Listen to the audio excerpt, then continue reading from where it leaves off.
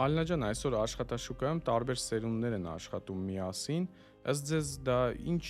բարդություններ է ստեղծում եւ ինչ նոր հնարավորություններ է բերում թե գործատուների համար, թե աշխատակիցների համար։ Այո, սերունդների բախում է ստեղծվում, որովհետև նոր սերունդները, ոնց որ ասում են զումերները, սիրում են ավելի ազատ,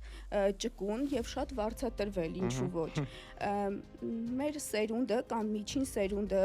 հիմնականում սիրում են կայունությունը, հա, մշտապես լոյալ են, ավելի կայուն, աշխատատեղ, ապահովության զգացում, իսկ նոր սերնդին անպայման պետքա փորձես մոտիվացնել, հասկանաս իրենց պահանջմունքները եւ փորձես նույն կերպ մոտիվացնես, որպեսզի կարողանաս պահես, հա։ Ավագ սերունդը ինքը ավելի համբերատար է, ավելի հարմարվող է եւ ավելի լուռ է։ Էլի միտում է փոխվել աշխատաշուկայում, այս պահին էլի ավելի հասուն, ավելի փորձառու կադրերին տալիս են առաջնահերթություն։